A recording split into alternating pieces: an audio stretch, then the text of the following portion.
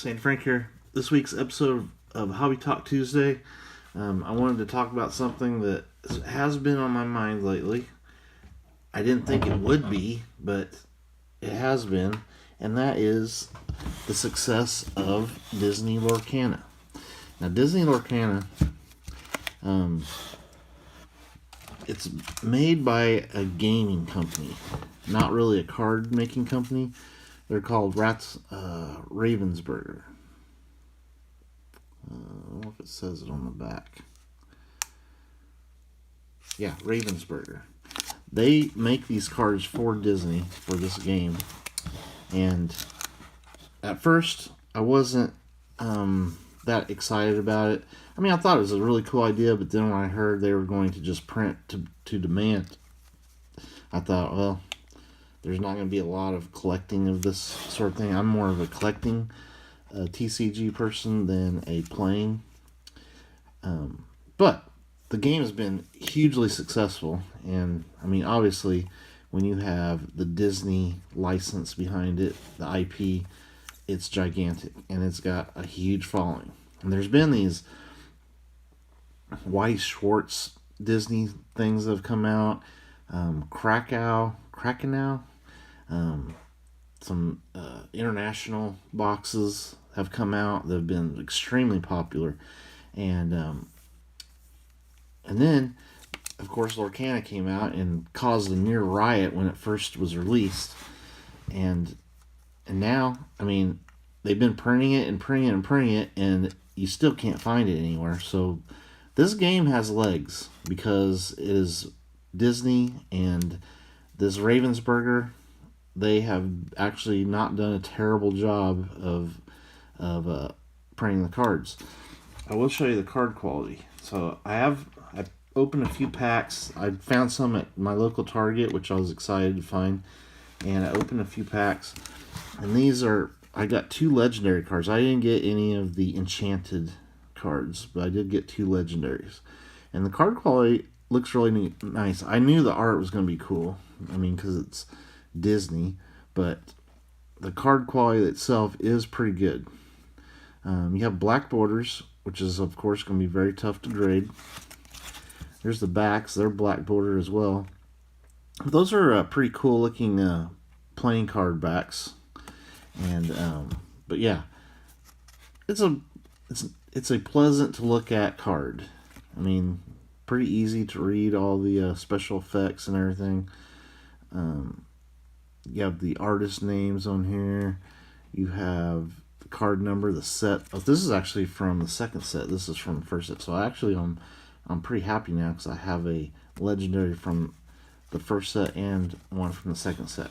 Now the third set is coming out. It's something like Return to the Inklands or something like that. I probably butchered it, but the first set that came out was the first chapter. Now what's kind of cool that I like about this is they make sleeved booster packs, which I don't think you can tamper with them.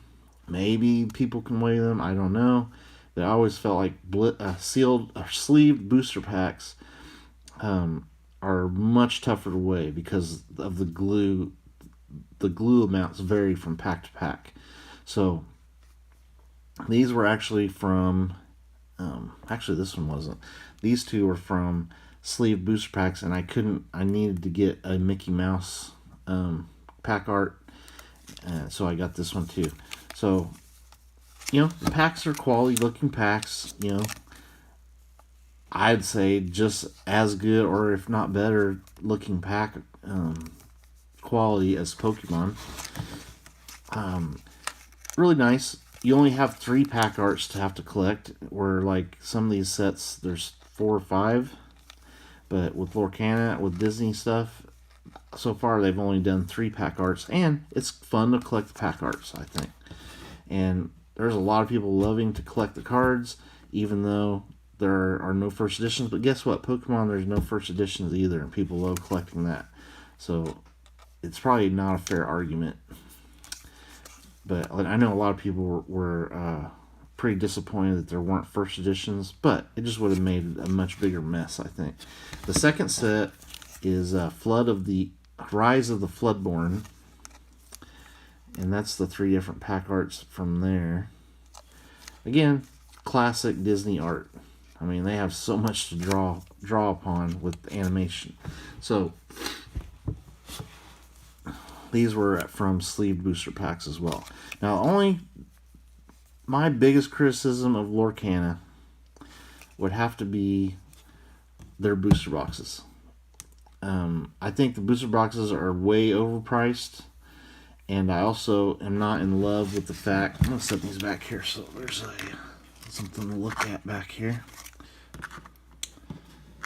without glare.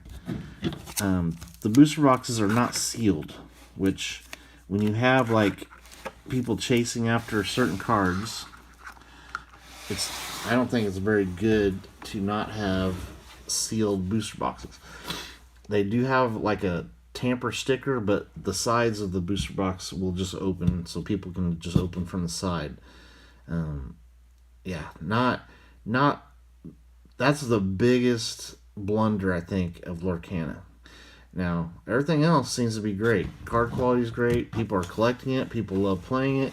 It's got a huge following. You can't argue with the results of Lorcana so far.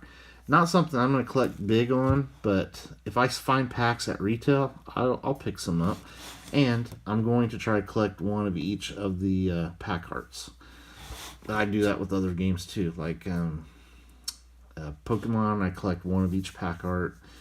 And I will buy them preferably from sleeve boosters. That way that I don't think they've been searched. I'm not opening my packs anyway, but if I ever do someday, I want to at least have just as good of odds at pulling something as anybody does. So, guys, in the comments, what do you think of Lorcana? Do you like it? Do you think it's a good TCG? Where does it rank among TCGs? It's selling as much as any TCG. If you look at like sales numbers, people are loving grading the stuff, which I love grading stuff, and I'm actually going to grade these 2 cards because they're actually legendaries, and they're not foil, which that doesn't bother me, but pretty cool. I think, let me give you my thoughts on it. I think Lorcana is very strong, and as more sets come out, and some of these first sets, eventually become like out of print, it's going to be interesting to see how quickly things go out of print when you have a game company that hasn't normally like manufactured gaming cards, how quickly they will move from set to set and not reprint stuff. There might be a huge outcry like if they don't reprint stuff, but they've been, for me to find these in a retail setting, they've kind of nailed the number, and you don't see them all the time.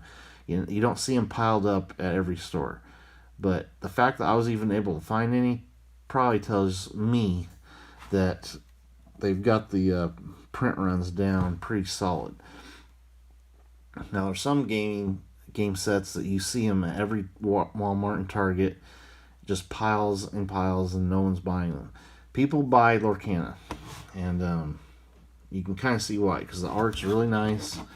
I think it's probably a really fun set to collect. It's probably a fun game to play. And with this IP, they're going to be around, and the success they're having, they're going to be around. This is not a MetaZoo with a game trying to create an IP from, it's a really cool IP, I think, but they're trying to create it. They don't have decades of history of IP. One Piece, it has a very strong IP that's been around for 20 years. That's why One Piece is as solid as it is, because it has an IP. There's fans of that anime. They're into the game. There's tons of fans of Disney, and there's a lot of fans of Disney that love cards, as you can see with some of these other Disney sets. So my thoughts on Lorcana, I think it's going to be very strong. I kind of am hoping they do another reprint on the first chapter. You can buy booster boxes of the Rise of the Floodborn pretty cheap right now. I would love to just, if I find one at retail, maybe grab one of the first chapter, because that was the first set. I'm not sure if I would get Rise of, but I guess if I found the first chapter, I'd probably go ahead and just buy one booster box of each set as it comes out anyway. At retail. Definitely not stuff that I'm going to go out looking to pay more than retail for. Where there's some of these things like the stuff I collect, I will pay higher than retail because I just love it that much. Like sorcery. I bought an alpha box well above retail, but still way cheaper than they go for now. But like, oh, that's another thing. Sorcery, they don't really have an IP. They're basically counting on their wonderful, beautiful art to carry that set, and kind of like that throwback type of gameplay. But you definitely have to look out for TCGs that have a really strong IP, because they have staying power. So again, guys, put down in the comments, what do you think of Lorcana? Are you buying any of it? Are you putting any away? Do you play the game? What do you think of it? Is it already in the top? I think it's already in the top 5 TCGs already, and probably further entrenching themselves that way. They could be closing in on top 3 if they're not there already. Of course, you have Magic the Gathering, Pokemon, Yu-Gi-Oh, One Piece, Flesh and Blood, and Lorcana's got to be mentioned right up there with all those big brands. All right, thank you for watching. Stay tuned for more videos, and we'll definitely open some of these packs in some future pack openings. I'm just not sure when yet, but I do want to open some of these, especially if I find a few more just out in the wild at retail, just to have, the pack opening experience on the channel. All right, thank you for watching. Stay tuned for more videos. Later.